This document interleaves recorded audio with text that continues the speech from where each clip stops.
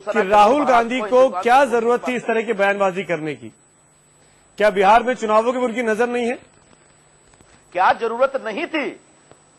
बिहार के चुनाव से इस बात का कोई लेना देना नहीं। बिहार के नौजवानों के बीच एक मैसेज दे रहे थे कि याद रखिएगा मुंबई सबकी है, और जब मुंबई पर आफत आई, मुंबई पर जब संकट आया, तो उस मुंबई को बचाने के लिए उत्तर प्रदेश, बिहार और हिंदुस्तान के हर कोने के लोग वहां गए और अपनी जान की बाजी लगा करके मुंबई को बचाया। ये इस देश की एकता अखंडता का सबूत है।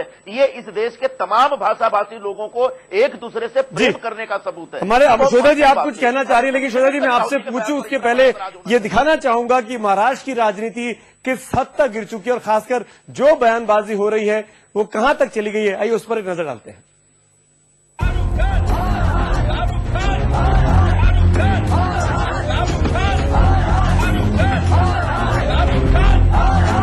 ये सामना है शिवसेना और शाहरुख का। सस्ती लोकप्रियता हासिल करने के शिवसेना के नुस्खे के नए शिकार हैं शाहरुख खान। किंग खान ने आईपीएल में पाकिस्तानी खिलाड़ियों को लिए जाने की वकालत क्या की, बाल ठाकरे की सेना ने हथियार उठा लिया। शिवसेना के प्रवक्ता हर रोज जहर बुझे तीर लेकर मीडिया के सामने आने लगे। शाहरुख को एक तरह से खुलेआम धमकी दी जाने लगी, लेकिन किंग खान ने भी शिवसेना की इन धमकियों के सामने झुकने से इनकार कर दिया है। नहीं, मैं तो इसे धमकी वगैरह समझता ही नहीं। मैं तो फ्रीडम फाइटर का लड़का हूँ, और मैं जब किसी को अगर कुछ गलत बोल दूं तो मुझे उसका एहसास होता है, लेकिन जब मैंने कुछ चीज गलत नहीं कही हो तो मुझे समझ नहीं है कि कोई मुझसे क्यों परेशानी करे।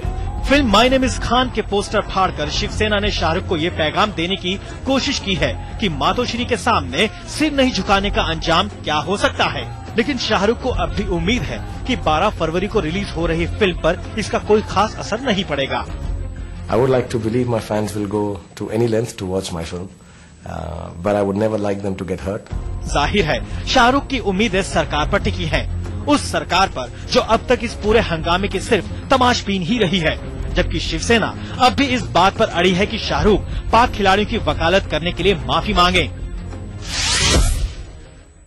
क्या डेमोक्रेसी? पाकिस्तान के समर्थक क्या रह सकते हैं क्या? ये डेमोक्रेसी नहीं है। जो खुलेआम यहाँ पाकिस्तान का समर्थन करता है, कुछ भी हो, और पूछता है मेरी गलती क्या है, और पूछता है ये डेमोक्रेसी है। ये डेमोक्रेसी अगर है तो इस देश के जनता के लिए है, पाकिस्तान का समर्थन करने वाले के लिए डेमोक्रेसी नहीं।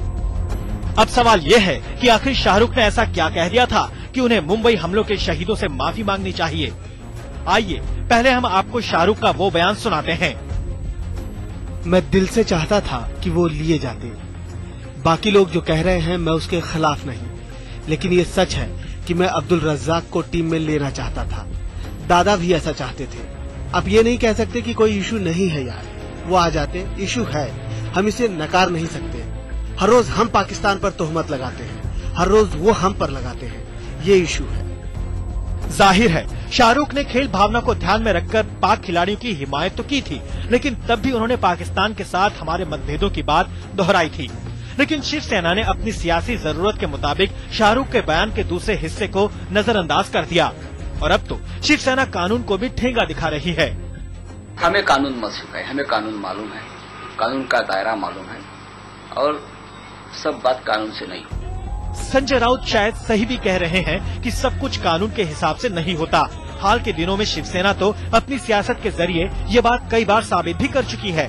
ऐसे में तो सवाल अब उन पर है जिन्हें जनता, सरकार और कानून कहती है। लंदन से नेहा भटनागर के साथ अभिषेक चौधरी, मुंबई आज तक।